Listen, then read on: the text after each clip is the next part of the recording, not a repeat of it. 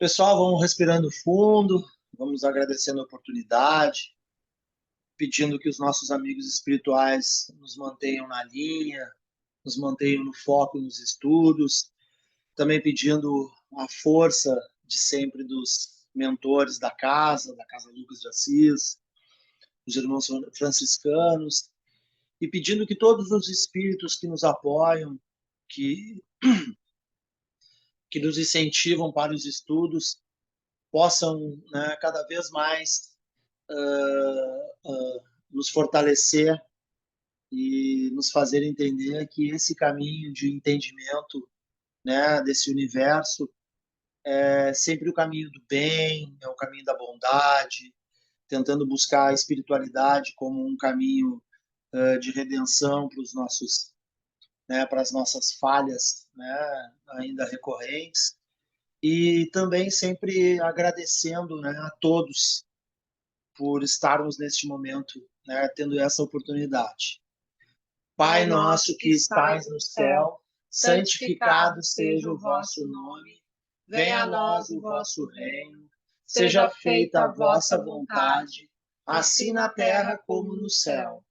O pão nosso de cada dia dai-nos hoje, perdoai as nossas ofensas, assim como nós perdoamos a quem nos tem ofendido, e não nos deixeis cair em tentação, mas livrai-nos de todo mal, que assim seja. Vai querer fazer uma explicaçãozinha, Francisco, agora, antes? Ou eu toco? Eu estava sem o som aqui. Ah, tá.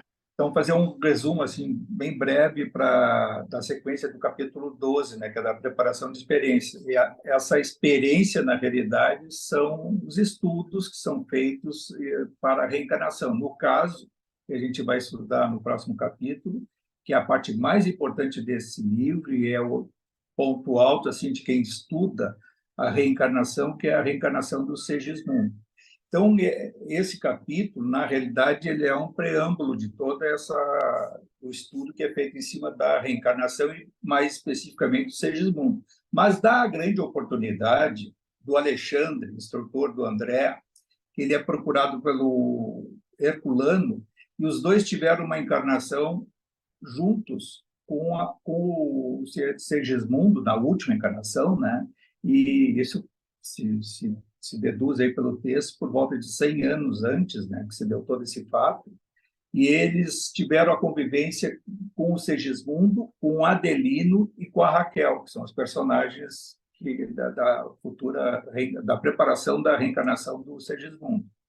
E o Adelino havia sido assassinado pelo Segismundo, com o intuito, quer dizer, ele matou o Adelino para ficar com a Raquel, e a Raquel não ficou com o Segismundo. E a Raquel, ao contrário, viúva, sem condição financeira, acabou se prostituindo, então teve uma derrocada na última encarnação.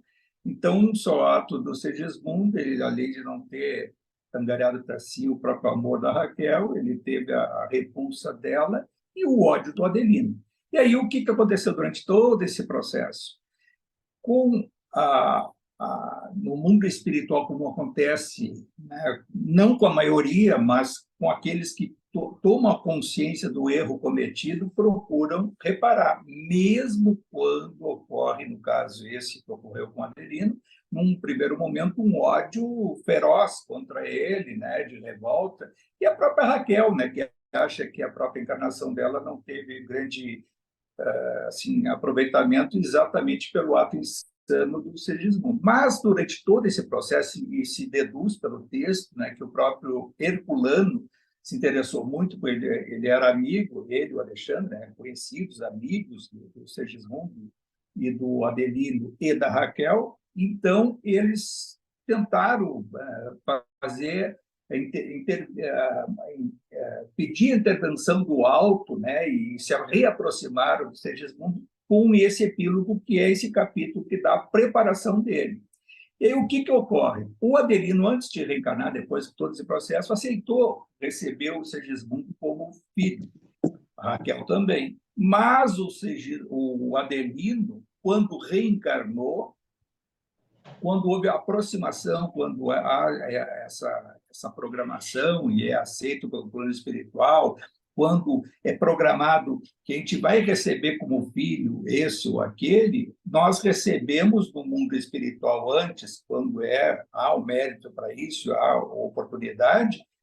Durante a encarnação, quando vai haver a concepção, a reaproximação desse espírito se dá, geralmente, pelo processo do desdobramento do sono. Tem pessoas que chegam a sonhar que vão ter tal filho ou um familiar, muitas vezes tem, olha, sonhei que tu vai ter um filho, vai ter isso, aquilo, ou vem aí um sobrinho, vem um neto, assim, sabe? Porque essa notícia no plano espiritual, ela é, ela é ela está assim disseminada e a informação não pertence a um espírito, assim. Às vezes, um grupo de espíritos simpáticos. Pode até ocorrer, muitas vezes, até obsessores, né? Aqueles que têm oposição à encarnação. Isso nós vamos ver mais adiante no próprio capítulo da reencarnação do Segismundo, que há interferência psíquica negativa de terceiros, que não querem o bem ou a redenção de tal espírito, no caso assim, alguém que achasse que o Adelino não tem que perdoar o Sigismundo e não aceitar como filho futuro. E essa intervenção pode acontecer, não foi o caso específico aqui dessa forma, mas indiretamente poderia ocorrer e ocorre por vezes. Então, o que sequência desse processo de reencarnação do Sigismundo? O André Luiz se interessa muito pelo assunto e faz perguntas e demonstra psiquicamente para o Alexandre que ele tinha dúvidas e queria saber como é que é todo esse processo. E aí ele é convidado a fazer uma visita no Ministério do Esclarecimento, lá no nosso lar, e lá ele vai acompanhado do outro assistente do Alexandre, o Josino. E o Josino leva ele lá no Ministério do Esclarecimento e ele lá vai se defrontar com aquela figura, né, que a gente viu a semana passada, uma figura multidimensional, um material que ele desconhecia até então, e que ela dá a figura humana do sexo masculino e feminino com todos os órgãos, todas as glândulas, todo o sistema nervoso, né, funcionando, e ele percebendo cada órgão, até os mais minúsculos de algumas glândulas, e a própria pineal, né, que a gente já estudou, que ele percebe a interação de todo o organismo, como é que se dá. E isso, lógico, numa imagem perfeita, e à luz desses protótipos perfeitos, é que quando há a possibilidade de planejar uma futura encarnação, os espíritos têm acesso e fazem estudos, né, planejando como vai ser sua futura encarnação, e é ali também onde vai ser ofuscada determinada função para que o espírito não venha a cair mais adiante. É isso que a gente vai ver agora nos casos de reencarnação, e que vai surgir, né, outra figura do Manassés, né, que a gente vai ver, que ele, lá no Ministério do Esclarecimento, dá para o André, e ali ele vai ter acesso ao plano elaborado por alguns espíritos que vêm reencarnar. Muito interessante isso, mas também não esquecer do que a gente já falou semana passada. É uma minoria os espíritos que, por inteiro, têm a faculdade de elaborar um plano completo da futura reencarnação. A maioria ainda, assim como desencarna sem perceber que desencarnou, reencarna inconsciente do que vem a ser a futura encarnação. Nós não estamos livres, quem sabe lá a gente reencarnou nessa aqui, não com muita consciência, sabemos talvez alguma coisa, não, mas vale todos esses estudos, essa percepção para o nosso futuro.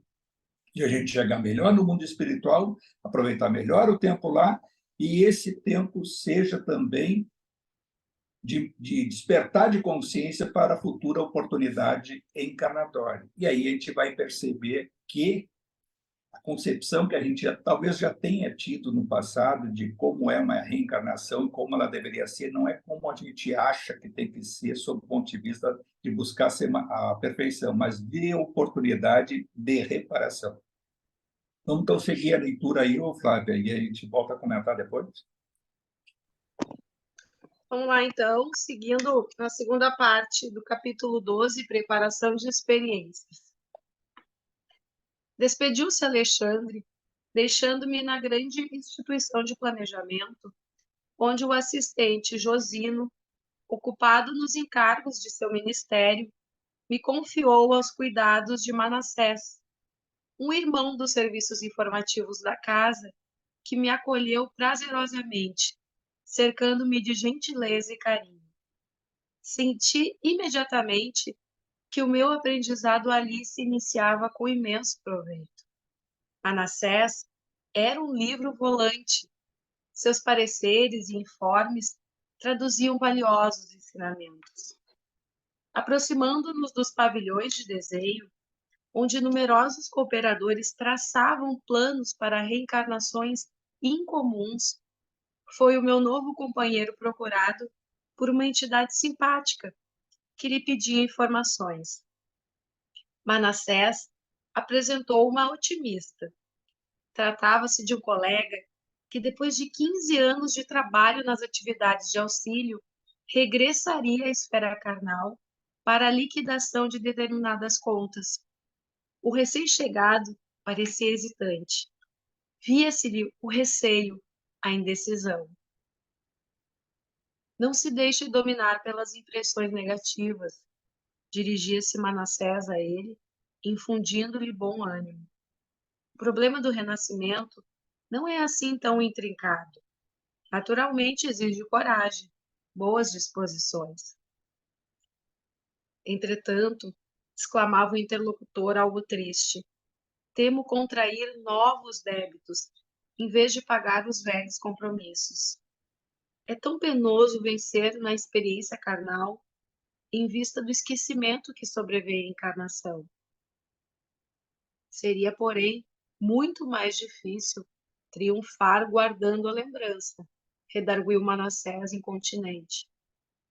Prosseguindo sorridente, acrescentou: se tivéssemos grandes virtudes e belas realizações, não precisaríamos recapitular as lições já vividas na carne. E se apenas possuímos chagas e desvios para rememorar, abençoemos o ouvido que o Senhor nos concede em caráter temporário. Esforçou-se o outro para esboçar um sorriso e objetou: conheço-lhe o otimismo. Quisera ser igualmente assim. Voltarei confiante no concurso fraterno de vocês. E modificando o tom de voz, indagou: pode informar se o meu modelo está pronto? Creio que poderá procurá-lo amanhã, tornou Manassés bem disposto. Já fui observar o gráfico inicial e dou-lhe parabéns por haver aceitado a sugestão amorosa dos amigos bem orientados sobre o defeito da perna. Certamente lutará você com grandes dificuldades nos princípios da nova luta, mas a resolução lhe fará grande bem. Sim, disse o outro algo confortado. Preciso defender-me contra certas tentações de minha natureza inferior. E a perna doente me auxiliará, ministrando-me boas preocupações. Ser-me-á um antídoto à vaidade, uma sentinela contra a devastação do amor próprio excessivo. Muito bem, respondeu Manassés francamente otimista. E pode informar-me ainda a média de tempo conferida à minha forma física futura? 70 anos no mínimo, redarguiu meu novo companheiro contente. O outro fixou uma expressão de reconhecimento, enquanto Manassés continuou. Pondere a graça recebida, Silvério, e depois de tomar-lhe a posse no plano físico, não volte aqui antes dos 70. Trata-te de aproveitar a oportunidade. Todos os seus amigos esperam que você volte, mais tarde, à nossa colônia, na gloriosa condição de um completista. O interpelado mostrou um raio de esperança nos olhos, agradeceu e despediu-se. As últimas observações de Manassés acenderam-me curiosidade mais forte. Não contive a indagação que me vagueava no pensamento e perguntei, sem rebuços: Meu amigo, que significa a palavra completista? Ele sorriu complacente e retrucou bem-humorado. É o título que designa os raros irmãos que aproveitaram todas as possibilidades construtivas que o corpo terrestre lhes oferecia. Em geral, quase todos nós, regressando à esfera carnal, perdemos oportunidades muito importantes no desperdício das forças fisiológicas. Perambulamos por lá, fazendo alguma coisa de útil para nós e para outrem, mas por vezes desprezamos 50, 60, 70% e frequentemente até mais de nossas possibilidades. Em muitas ocasiões, prevalece ainda contra nós a agravante de termos movimentado as energias sagradas da vida em atividades inferiores que degradam a inteligência e embrutecem o coração. Aqueles, porém, que mobilizam a máquina física, a maneira do operário fidelíssimo, conquistam direitos muito expressivos em nossos planos. O completista, na qualidade de trabalhador leal e produtivo, pode escolher à vontade o corpo futuro, quando lhe apraz o regresso à crosta em missões de amor e iluminação, ou recebe veículo enobrecido para o prosseguimento de suas tarefas a caminho de círculos mais elevados de trabalho. Semelhante notícia representava para mim valiosa revelação. Nada mais legítimo do que dotar o servidor fiel de recursos completos. E lembrei-me dos desregramentos de toda sorte a que se entregam as criaturas humanas, em todos os países, doutrinas e situações, complicando os caminhos evolutivos, criando laços escravizantes, enraizando-se no apego aos quadros transitórios da existência material, alimentando enganos e fantasias, destruindo o corpo e envenenando a alma. Em um transporte de justificada admiração, redarguiu. Recordando o cativeiro dos espíritos encarnados no plano da sensação, consola-nos saber que há um prêmio aos raríssimos homens que vivem na sublime arte do equilíbrio espiritual, mesmo na carne. Sim, disse Manassés, aprovando-me com o olhar. Por mais estranho que possa parecer, semelhantes exceções existem no mundo. Passam frequentemente para cá entre os anônimos da crosta, sem fichas de propaganda terrestre, mas com imenso lastro de espiritualidade superior. E dando-me a impressão de que desejava esclarecer-me relativamente a ele mesmo, acrescentou: Há muitos anos me esforço para conseguir a condição dos completistas. No entanto, até agora continuo em fase de preparação. Compreendi que Manassés, tanto quanto eu, trazia regular bagagem de recordações menos felizes, com respeito ao uso que fizera do corpo terreno nas experiências passadas, e procurei modificar a orientação da palestra. Sabe de algum completista que tenha regressado à crosta? Interroguei. Sim. Naturalmente, continuei curioso. Terá escolhido um organismo irrepreensível. Meu novo companheiro mostrou significativa expressão fisionômica e acentuou.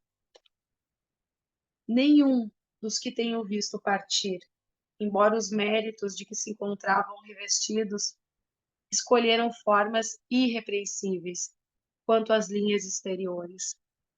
Solicitaram providências em favor da existência sadia, preocupando-se com a resistência, equilíbrio, durabilidade e fortaleza do instrumento que os deveria servir.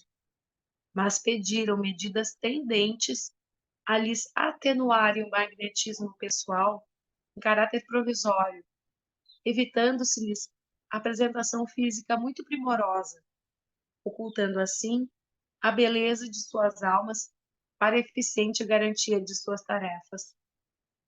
Assim procedem, porquanto, vivendo a maioria das criaturas no jogo das aparências, quando na crosta planetária incumbir-se-iam elas próprias de esmagar os missionários do bem, se lhes conhecessem a verdadeira condição, por meio das vibrações destruidoras da inveja, do despeito, da antipatia gratuita e das disputas injustificáveis.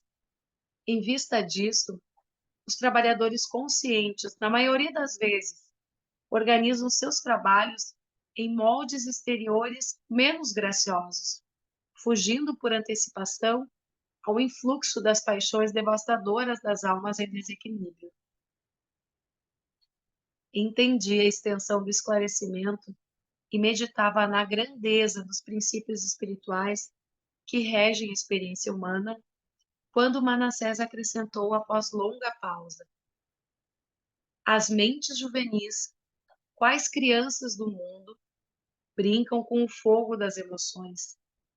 Todavia, os espíritos amadurecidos, mormente quando chegam à situação de completistas, abandonam toda experiência que os possa distrair no caminho de realização da vontade divina. Em seguida, convidado pelo meu novo amigo, penetrei numa das dependências consagradas aos serviços de desenho. Pequenas telas, demonstrando peças do organismo humano, estavam ordenadamente em todos os recantos. Tinha a impressão fiel de que me encontrava num grande centro de anatomistas, cercados de auxiliares competentes e operosos. Espalhavam-se desenhos de membros, tecidos, glândulas, fibras, órgãos de todos os feitios e para todos os gostos. Como sabe, observou Manassés cuidadoso, no serviço de recapitulação ou de tarefas especializadas na superfície do globo, a reencarnação nunca pode ser vulgar. Para isso, trabalham aqui centenas de técnicos em questões de embriologia e biologia em geral, no sentido de orientar as experiências individuais do futuro de quantos irmãos se ligam a nós no esforço coletivo. Sentindo espontânea veneração, contemplei os servidores que se inclinavam atenciosos, arquitetando o porvir de muitos companheiros. Como era complexa a oportunidade de renascer! Que atividades intensas exigia dos benfeitores espirituais! Ao meu gesto de estranheza, respondeu Manassés numa síntese expressiva: você não ignora que os homens ainda selvagens ou semi-selvagens, embora utilizando os recursos sempre sagrados da natureza, edifiquem suas habitações em moldes mais simples e rudimentares. Todavia, o homem que já atingiu certo padrão de ideal, desenvolvendo faculdades superiores, constrói o lar organizando plantas prévias. Indicando o quadro interior, extremamente movimentado, acrescentou sorridente: não estamos aqui senão cogitando igualmente de projetos para futuras habitações carnais. O corpo humano não deixa de ser a mais importante moradia para nós outros, quando compelidos à permanência na crosta. Não podemos esquecer que o próprio Divino Mestre classificava-o como o templo do Senhor. Impressionado, segui atenciosamente os trabalhos em curso. Dispunhamo-nos a seguir adiante quando uma irmã, de porte muito respeitável, se aproximou, saudando Manassés afetuosamente. Ele respondeu com gentileza e apresentou-ma. É nossa irmã Anacleta. Cumprimentei-a, sentindo-lhe a simpatia pessoal. Trata-se de uma das nossas trabalhadoras mais corajosas, acentuou o funcionário do trabalho de informações. A senhora sorriu, algo contrafeita, por se ver focalizada na opinião franca do companheiro. Todavia, Manassés, com o otimismo que lhe era característico, prosseguiu. Imagine que voltará à esfera do globo em breves dias, em tarefa de profunda abnegação por 4 entidades que há mais de 40 anos se debatem em regiões abismais das zonas inferiores. Não vejo nisso abnegação alguma, atalhou a senhora sorrindo. Cumprirei tão somente um dever. E fixando-me desassombrada e serena, asseverou. As mães que não completaram a obra de amor que o pai lhes confia junto dos filhos amados devem ser bastante fortes para recomeçar os serviços imperfeitos. Esse é o meu caso. Não se deve mencionar sacrifício onde existe apenas obrigação. Interessava-me a história daquela irmã despretensiosa e simpática, e por isso mesmo animei-me a perguntar-lhe. Regressará então dentro em breve? De qualquer maneira, sua resolução traduz devotamento e bondade. Não posso esquecer que também minha mãe voltou ao círculo da carne, tangida por sublime dedicação. Notei que os olhos dela se encheram de lágrimas discretas, que não chegaram a cair, emocionada talvez com a minha observação sincera. Estendeu-me a destra gentilmente e, dando a ideia de que não desejava continuar em conversação relativa ao assunto, disse-me comovida.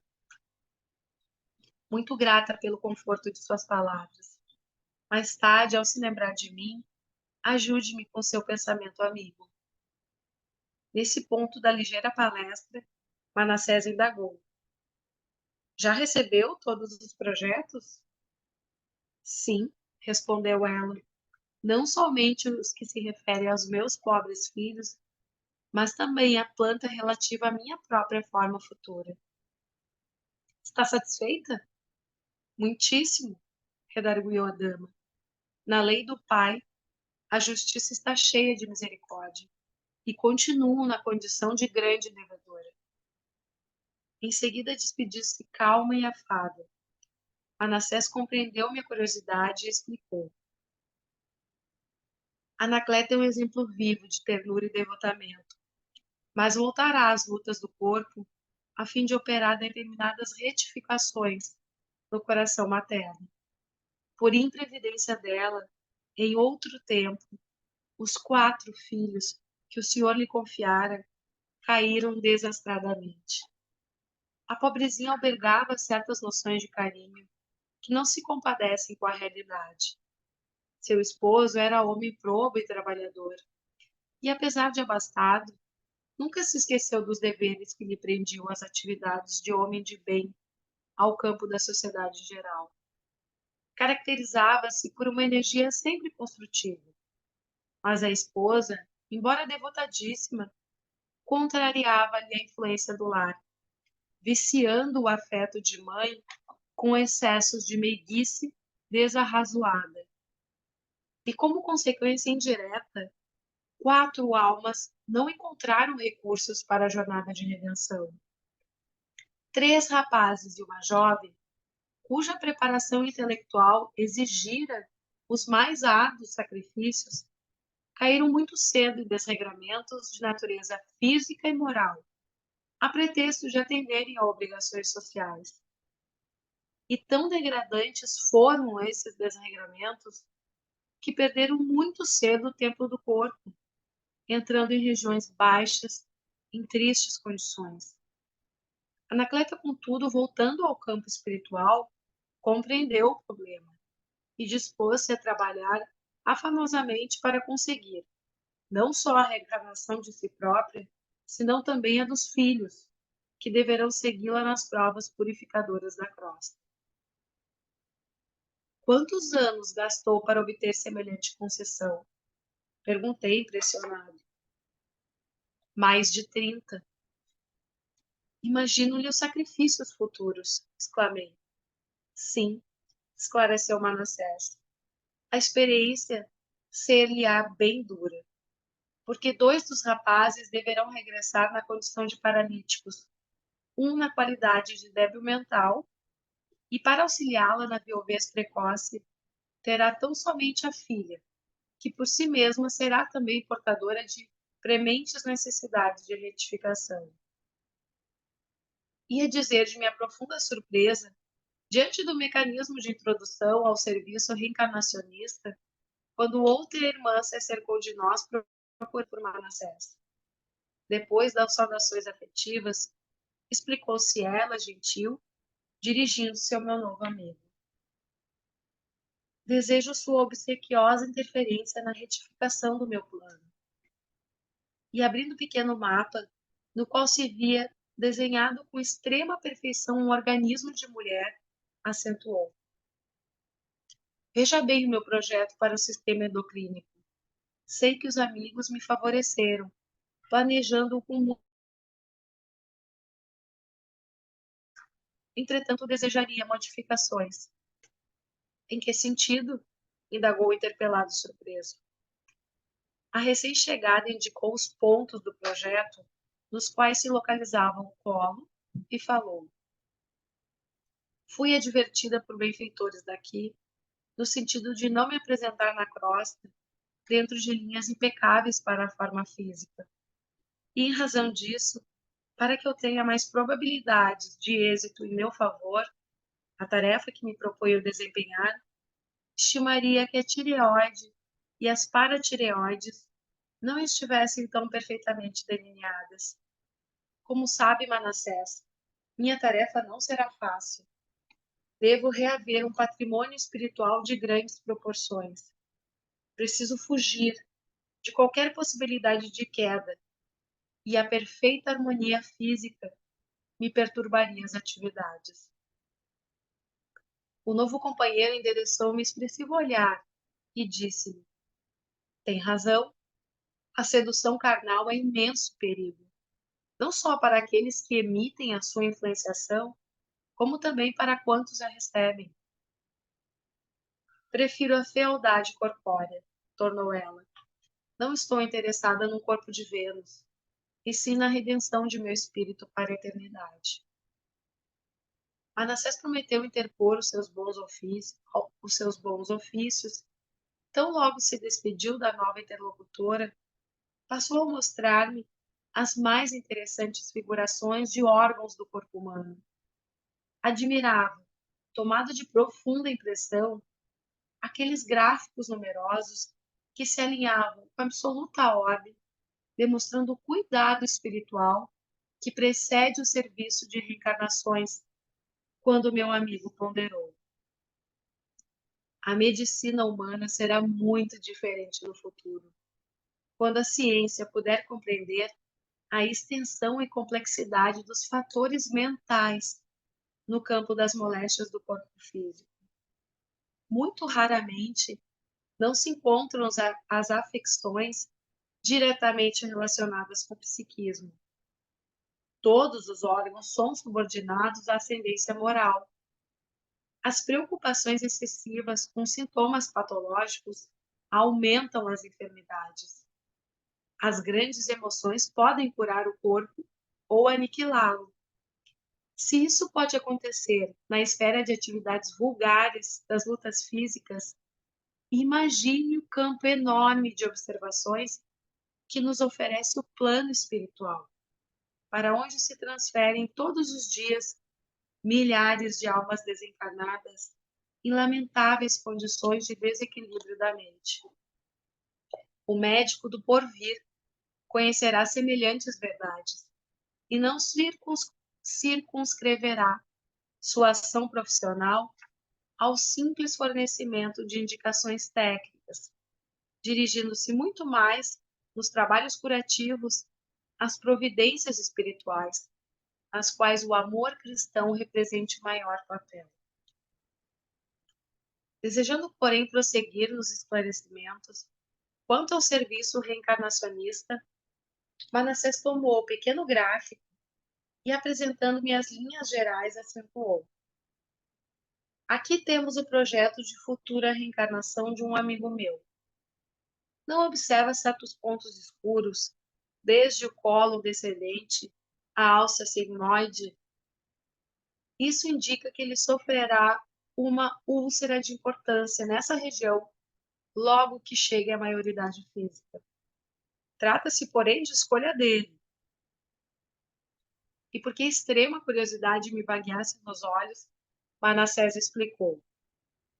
Esse amigo, faz mais de 100 anos, cometeu revoltante crime, assassinando um pobre homem a facadas logo que se entregou ao homicídio.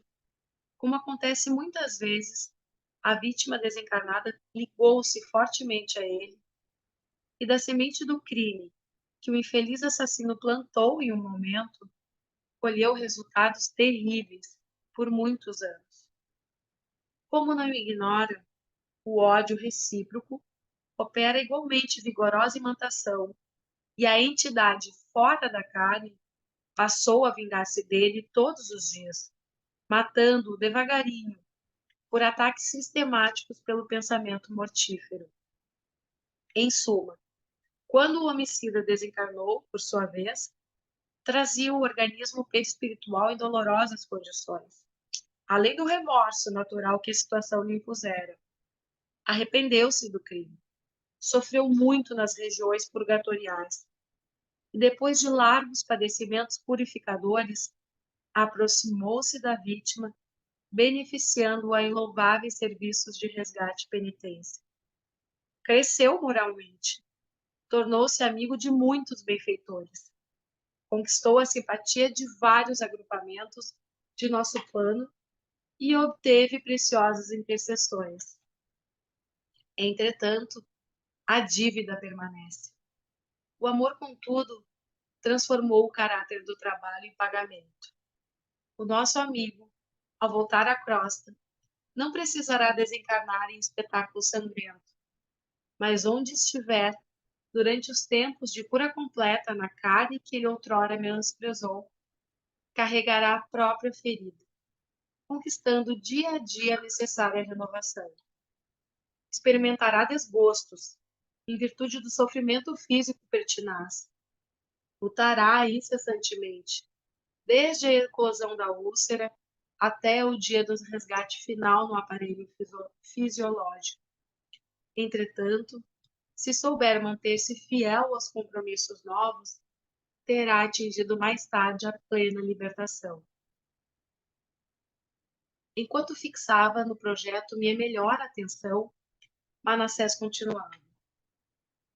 Segundo observamos, a justiça se cumpre sempre, mas logo que se disponha o espírito à precisa transformação no Senhor, atenua-se o rigorismo do processo redentor.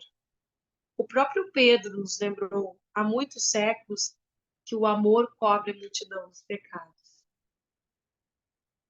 Examinei impressionado a planta educativa e, por que não encontrasse palavras bastante claras para pintar minha admiração, silenciei comovidamente. Compreendeu-me o estado da alma, o companheiro continuou.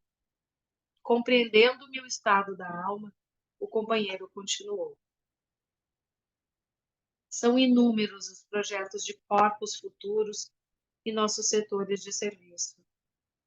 Depreende-se da maioria deles que todos os enfermos na carne são almas em trabalho da ingente conquista de si próprias.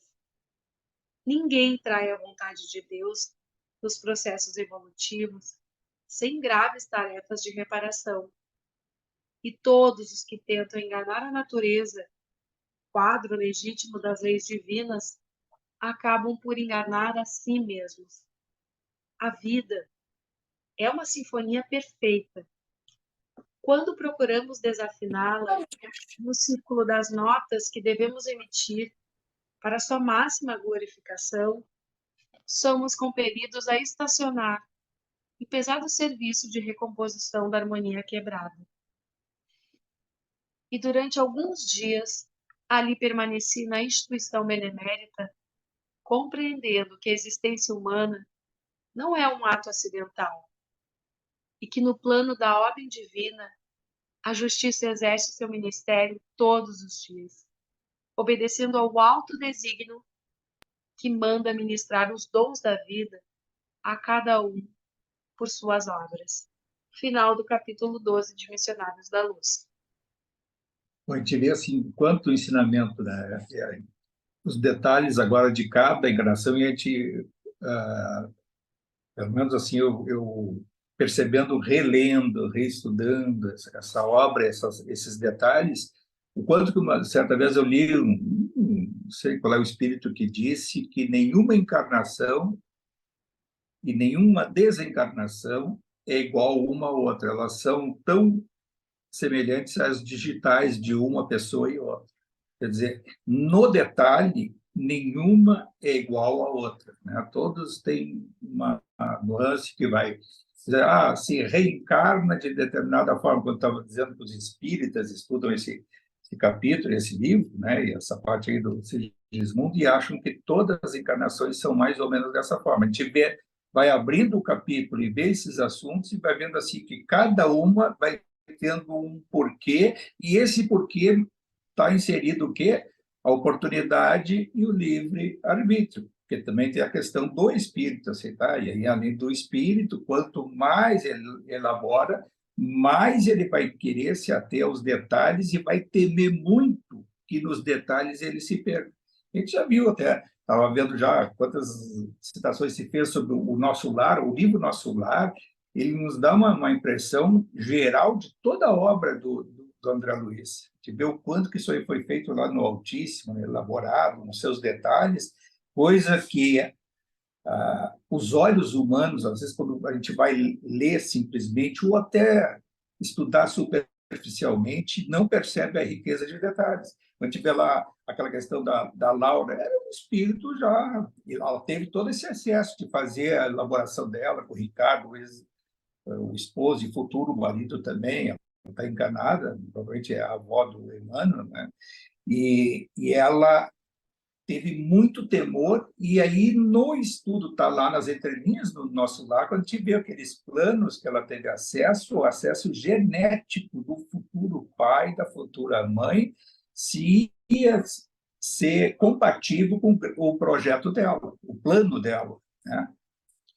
E aí, se a gente for, assim, vai pegar essa situação da encarnação do Silvério, que é o caso aquele do completista, de 70 anos. O Silvério, ele veio com um defeito da perna, exatamente, ele pede, faz o plano dele, tinha a questão dele, carne, da causa e efeito, futura família, situações que ele ia se defrontar, e aí ele percebe que ele poderia facilmente cair para o campo da vaidade, porque um corpo físico rígido, ele poderia facilmente cair. Aí ele pede para vir com um defeito físico na perna.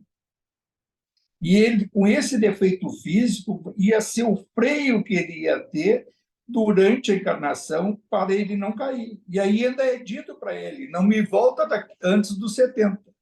Ou seja, se ele chegasse aos 70, ele seria um completista. O completista é que eles usam essa denominação para aquele que completa o período da encarnação. A gente sabe que de 50% a 55% das pessoas que chegam no plano espiritual chegam antes do tempo.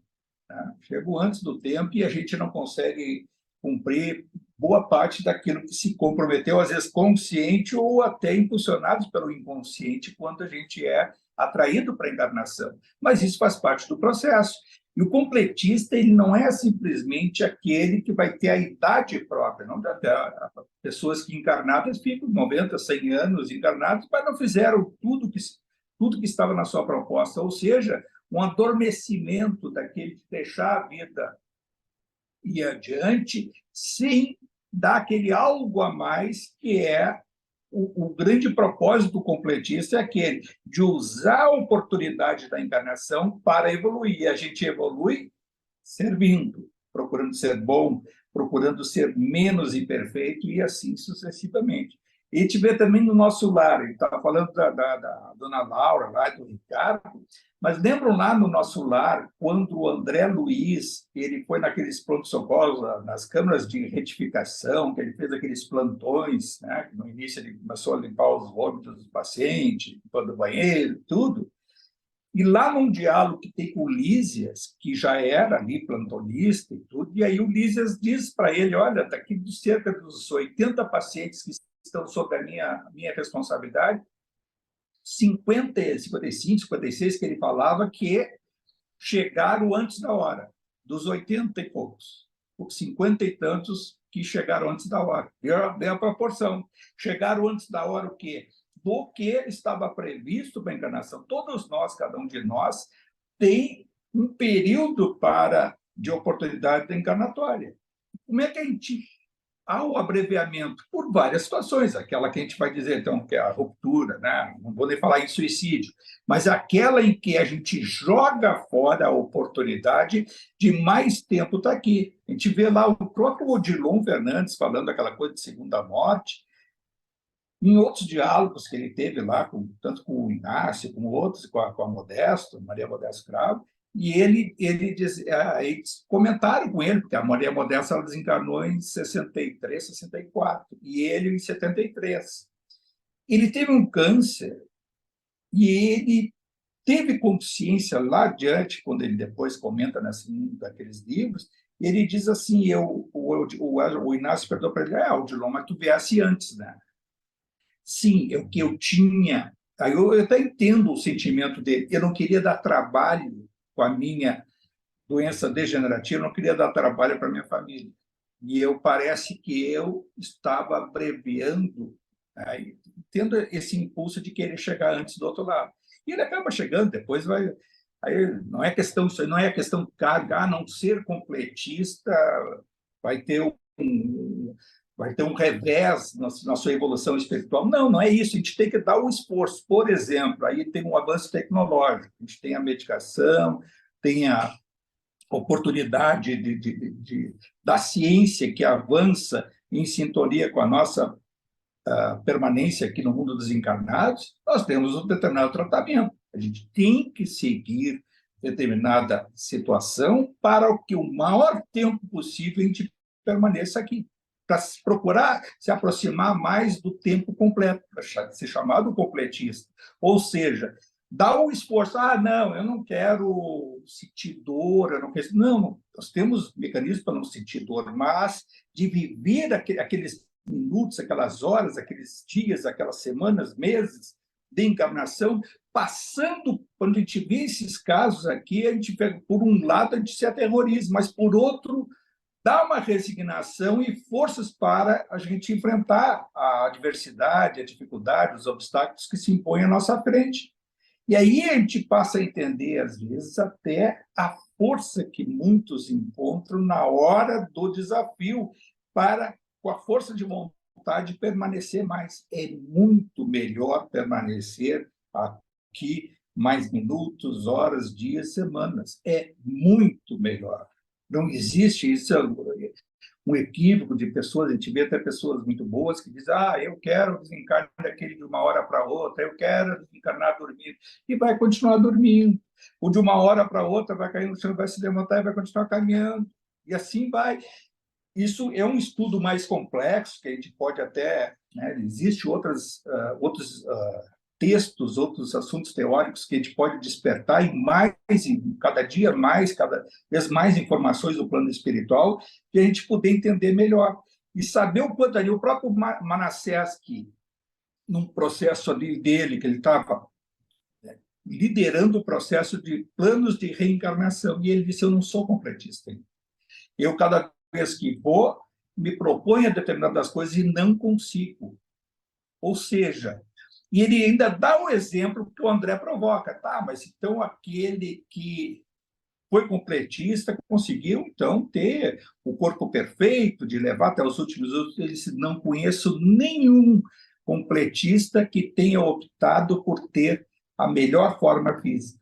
E aí vem a outra questão. A gente vai entender agora o caso da Anacleta, aquela que vem e ela era rica naquela encarnação dela, teve os 4 filhos, 3 filhos e uma filha, o marido, que era rico, que até era dedicado à família, e ali, com a riqueza, ela teve um desleixo na educação dos filhos e provocou nela um sentimento de remorso e a responsabilidade sobre a derrocada de praticamente 4 filhos que foram para o descaminho pelo excesso do carinho sob o ponto de vista do desajuste, do desequilíbrio. Isso é de apavorar para aqueles que têm filhos, né, que têm netos, ou pessoas sob sua responsabilidade, o quanto que a gente pode errar por omissão. Excesso, e isso eu até digo assim, por experiência própria, de dizer assim, o excesso em apostar no livre-arbítrio. Fulano, o filho vai fazer isso, vai fazer aquilo. Tem o livre-arbítrio. Até um determinado momento é seu o livre-arbítrio, assim como também a determinado momento é a educação. Os princípios da educação do pai, da mãe, do ambiente, a responsabilidade, quando tanto a gente insiste nessa coisa do momento de oração, momento de elevação, de pensar, de provocar no filho uma reflexão altruísta, né? de sublimação, de aproveitar agora, nós estamos agora numa época do Natal, de festas e tal, as pessoas pensam do Papai Noel, pensam no presente, mas o Papai Noel não é a figura central é Jesus. E o que esse Jesus significa na nossa vida? Na vida da família, dos filhos, de todos aqueles. Isso não é através da imposição, mas da reflexão, da sublimação do pensamento e externar esse pensamento. A gente vê assim, quando a Anacleta tem a oportunidade, foi rica de família, com o seu marido, e os 4 filhos, por uma negligência na educação, ela, por ser um espírito até bom, ela errou, mas era um espírito bom, uma mãe boa, mas ela se equivocou. E ela leva isso para o plano espiritual, fica ali, se vê ali que 30, 40 anos, que a derrocada dos filhos se deu exatamente por uma falta dela de orientação e, algumas vezes, a orientação do pai, ela se sublevava à orientação do pai, que queria levar para os princípios de educação, a autoproteção, aquele excesso de proteção. Isso não era externar, ela vai refletir depois, que não é externar o amor maternal, não é isso? Essa superproteção facilitou a derrocada de 4 filhos, 4, principalmente 3, né? Porque a gente vê ali que depois ela volta, olha que coisa horrível, ela volta com os 4 filhos, 2 deficientes físicos, um doente mental e uma filha que vai ter problemas, mas vai poder trabalhar. E ela vai ser novamente vai ficar viúva cedo, dessa vez cedo, né? Outra vez não, e ela teve com a viuvez o auxílio dessa filha que vai trabalhar e ajudá-la, mas com as suas, certo, não vai ser no campo intelectual, né? Demonstra alguma dificuldade, diz o texto, mas 2 deficientes físicos e um doente mental. E ela vem sublimada e pergunta para ela, mas e essa está satisfeita com esse plano? Muito maravilhada pela oportunidade divina. Ou seja, a reflexão que ela teve 20, 30 anos no plano espiritual, vivenciando espiritualmente o que ocorreu com os filhos na última encarnação, a oportunidade de juntar todos novamente com ela, sob a responsabilidade dela, de ela poder se sublimar durante aquela encarnação e ser, quem sabe lá, completista. Tá? Vamos dar ali os detalhes, como vai ser, provavelmente quando a obra foi publicada, ela estava nesse processo de aceitação e recebendo esses filhos. E provavelmente esteja, quem sabe recém já foi, né? Esse processo todo, são fatos reais. E aí se vê o quanto que isso é um desafio para cada um de nós. E a gente vai vendo outros casos. Então, a gente viu lá o caso do Silvério, essa da Anacleta, que é uma situação que chamou muito atenção, porque é uma questão muito palpitante para todos nós, assim, os erros, livre-arbítrio, até um momento, porque a responsabilidade da paternidade e da maternidade é fundamental. Não é o problema da maternidade ter o filho sob o seu jugo. E aí a gente vai ver outras responsabilidades. Aquele que tem, sob o processo profissional, uma liderança ou sob a sua proteção outros trabalhadores, outros colaboradores, é uma situação kármica do que a gente vai fazer com esse poder. e a consequência do que a gente pode fazer com uma injustiça, com uma determinada atitude que desvirtue a oportunidade evolutiva daqueles que estejam sob o nosso jugo. E aí a gente vê, assim, de exemplo, tá, vai vindo ter essa da Severo, Anacleto, não vou ter os nomes ali, mas a gente vê, assim, a questão da outra que se aproxima do Manassés e coloca para ele, e aí, como é que está o teu plano? E tá, não, está tudo muito bem, tudo, mas ela dizendo, eu tenho coisas que eu preciso rever aqui, queria pedir autorização. O plano dela estava bonitinho, o corpo, aquele corpo físico que foi visualizado lá, com determinadas situações, e ela pede, eu não quero tanta perfeição assim, eu quero uma disfunção no meu sistema endócrino. Ou, provavelmente, se lê aí, ela estava pedindo para ter uma desarmonia no corpo, né? Ser obesa, ter uma disfunção endócrina que não fosse, que essa alteração não desse a tentação ao erro. E ela é atendida porque basicamente aqui aí vem o seu próprio pedido em sintonia com o seu mérito e ela diz assim, olha aquele que veio lá com o defeito físico na perna e essa pede, não quero vir com um corpo perfeito porque a possibilidade de cair é muito grande. E aí a gente vem um outro exemplo que eu já li em outras situações, de pessoas que vêm com a capacidade abastada, ricos, o rico que é bom, que é caridoso, esse também merece muito nossa admiração, porque ele faz o bem com a sua própria riqueza. Aquele que vem com a beleza física, aquela questão sedutora, e é uma pessoa boa, isso é de ser venerado por uma pessoa que está se sublimando, porque vem com determinada faculdade, né, que possa levar ao desvirtuamento e consegue se sublimar sendo uma pessoa boa na prática e espiritualmente ser uma pessoa em sintonia com algo. E vejo que esses aí que estão em grande prova, fazendo o possível para não cair, mas pede para vir com determinado defeito, porque aí se vê lá, teve já ali, determinada vez, uma determinada princesa, que também de beleza estonteante, com todos no império, lá, ela tendo todas as suas regalias e admiração, e ela se desvirtua, e numa futura encarnação lá adiante, o instrutor diz para ela, já estava, isso aí foi a época medieval, e ela, quando vai voltar depois de ter tido algumas encarnações essas expiatórias, de reparação, diz o instrutor, é hora de voltares com aquela beleza pretérita, com aquela condição, e ali tu saíres aprovadas psiquicamente com a tua consciência. Vejam só o quanto que...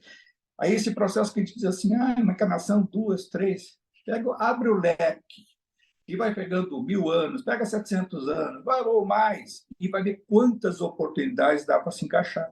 Aí, esses espíritos, então, a Anacleta, quando vê lá os 20, 30 anos que os filhos sucumbiram, e ela recebe essa oportunidade, aí vai ter o quê? Uma passagem na Terra, ali no mínimo 30, 40 anos, com esses filhos doentes e com a dificuldade, mas para ela isso aí vai ser um instante, vai ser um adormecimento de sublimação. Por isso que ela diz, obrigado, Senhor, pela oportunidade de me redimir, que sempre a capacidade de perdão de Jesus, de Deus, do Senhor, como ela menciona, é sempre sublima o próprio espírito. E para eles, tanto faz, 30, 40 anos, 100 anos que a gente vê ali, 100 para trás, aquela questão do Silvério, aliás, do Sigismundo, que a gente viu lá do Herculano com o Alexandre, coisa de 100 anos atrás. E a gente vai vendo hoje assim, o que é a nossa encarnação, se ela vai ser de 30, 50, 70, 100, e chegar do outro lado, ficar do outro lado 30, 40, 50, e refletir sobre essas coisas,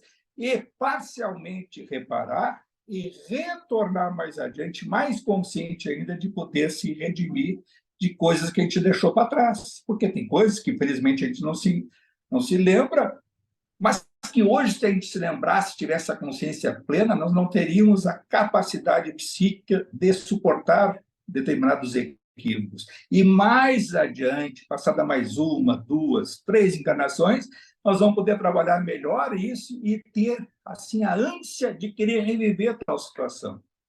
E quem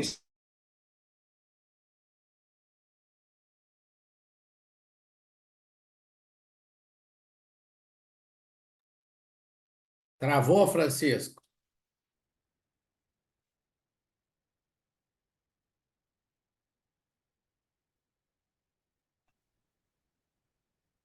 Travou ali, acho que podia tirar a Ele, imagem, né? Falou. Deu. ele travou. Ah, será que. Mas ele não caiu, né, Alexandre? Não, não caiu, mas ele está travado. Ah, não quer mandar mensagem pra ele? Quer Se ele terminar de ouvir. comentar, Kiko? Até ele voltar? Eu te aviso quando ele volta. Agora ele caiu. Ele Ele caiu, caiu. Ele ele Vai tá, caiu, tentar agora ele voltar ele caiu. aqui. tá tentando voltar. É que na realidade já passou das 8 horas, né? Então, Eu acho, che... eh, seguir o raciocínio do Francisco na metade aí Acho que ele vai voltar, ele vai clicar em cima de certo do link de novo. ele vai. eu acho que pode fazer o encerramento, então, Kiko. Quem sabe a gente faz um encerramento para não, porque Olha aqui. até ele conseguir entrar. Ok. Vai. Tá, então, enfim, a gente acaba, depois a gente fala para ele aí na edição a Karen faz a retirada aí ou insere alguma coisa aí. Acho que ele vai voltar ainda. Vai? Tu acha que vai? Não, acho que ele não. Já passou quase 5 minutos, né? Hã? Não, Sim. mas não 5 minutos que ele caiu. Não. Ó. Ih, agora tá sem som. Oi, pode fazer o encerramento, que já passou até uns 5 minutos, Kiko. Isso aí, isso aí. Ai, Então tá, pessoal, vamos agradecer a aula de hoje. Ela deu tudo certo, que nós possamos ouvir as palavras, mentalizar em todas as mensagens que esse livro, que o Alto nos deu a possibilidade, né, de interagir com ele e também vivenciar esses estudos, né, essas vivências que já foram, né, que já aconteceram, e que possamos sempre tirar os melhores exemplos de todas essas situações e que encaixem, né, encaixam cada vez mais em nossa existência e de todos que nos rodeiam. Muito obrigado mais uma vez pela aula, agradecendo todos os nossos amigos, todos os nossos mentores. Pai nosso que estais no céu, santificado seja o vosso nome, venha a nós o vosso reino, seja feita a vossa vontade, assim na terra como no céu. O pão nosso de cada dia dai-nos hoje, perdoai as nossas ofensas, assim como nós perdoamos a quem nos tem ofendido, e não nos deixeis cair em tentação, mas livrai-nos de todo mal, que assim seja. Não voltou, prof? Voltou o Francisco. Quer completar, Voltei, Francisco? não, que eu disse que você estava sem Wi-Fi aqui, eu estou no 4G, 3G, sei lá o que dá. Mas eu sei que já fiz essa oração. E eu acho assim, ó, muito. A gente pensa agora, vai ficar parado agora uns 10, 15 dias, que tem o período do verão. Quem tiver a oportunidade de reler este capítulo, tá? Pode reler para ver assim a situação de cada reencarnação. Tive assim esse caso agora da úlcera, né? Que seria o último caso, que não dá até o nome, e o cara traz para 100 anos para trás, e ele havia assassinou alguém com uma facada, e o ódio que veio contra ele durante aquela encarnação, e ele acaba depois desencarnando, aí aquele processo obsessivo. Se a gente fosse pegar a foto daquele momento, uma mesa mediúnica, naquele momento, o obsessor está fazendo o quê? Coitado, está ali. Bom, aí tinha uma causa pretérita recente, 30 anos, 20 anos atrás. Passados 100 anos, ele ainda traz a culpa e ele pede com consciência: eu quero trazer comigo aquele erro que eu cometi, perfurando o baço de um da minha vítima, né? E eu quero sentir no meu estômago. E não vem, aí ele é colocado bem claramente ali pelo Alexandre, ele não volta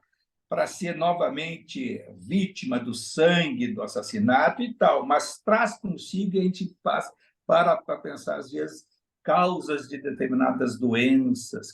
Não significa isso punição de Deus, não é essa questão ali de causa e efeito que a gente não sabe muitas vezes, a resignação do Espírito, eu pedi dessa forma. E a gente passa a entender melhor até o Evangelho, quando Jesus curou a vários, de diversas formas, muitos cegos que ele curou, pediram para a próxima encarnação, quando tiveram a consciência de que eram cegos, e aí voltaram novamente cegos, apesar de terem sido curados por Jesus. Por quê?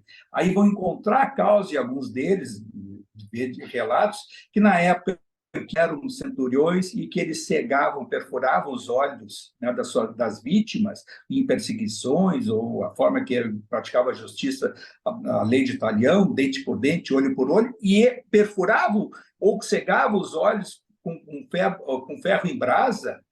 E mais adiante, aí vem com a cegueira, pobres e tal, e Jesus restabelece. E eles mais adiante, eu preciso retornar daquela forma, mas hoje com as ferramentas que Jesus nos ensinou através do Evangelho.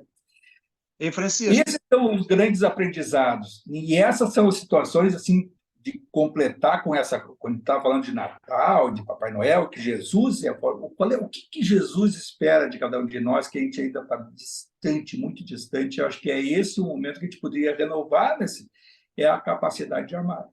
Porque a gente fala, amar a Deus sobre todas as coisas, é o próximo a si mesmo, mas a gente não sabe ainda amar. E se a gente fosse fazer um pedido sincero a Jesus, no momento que ele nos dê a ferramenta, a força necessária, esclarecimento e a consciência do amar ao próximo. Fala aqui. Não, eu ia dizer como essa parte aí da úlcera, ela é muito legal porque ela mostra exatamente que muitas dos nossos resgates não é o olho por olho, dente por dente. Eu fui lá, matei e aí eu vou morrer assassinado. Não, Isso. eu tenho uma úlcera, eu tenho uma pedra nos rins, então eu tenho não sei o quê. Claro, eu tô, né?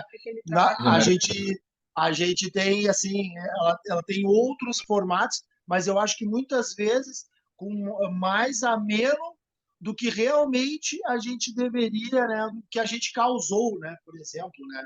Pode ser que seja assim muitas vezes, né? Não, e aí até ele, no final do capítulo ele coloca que a situação em que a gente revivencia, ela não necessariamente ela tem que ir para então fiz isso, como tu disseste, fiz e vai reviver sofrendo. Não, ela pode se atenuar. E uma outra coisa que a gente aprende pelo livre-arbítrio, poder da vontade, o karma a gente pode modificar. O karma não é aquela situação assim, fez que espíritos, às vezes equivocadamente, dizem, tá, essa tá cruz, vai levar isso. Não, a gente pode modificar o karma, a gente pode atenuar, tá ali, ele diz claramente no final do capítulo, de atenuar a prova, servindo ao Senhor. Essa é até a frase do próprio Alexandre, servindo ao Senhor, nós podemos atenuar. O que é o servir ao Senhor? Não, ficar de joelhos, me diz o que tem que fazer. Não! O que é a proposta dele, como a gente falou há pouco? Procurar ser melhor, procurar ser bom, procurar amar. Isso a gente não sabe na plenitude ainda. E essa é a energia que a gente tem que botar na força de vontade de procurar amar mais. Que a gente gosta dos nossos e os outros até a gente não faz mal, já está melhor.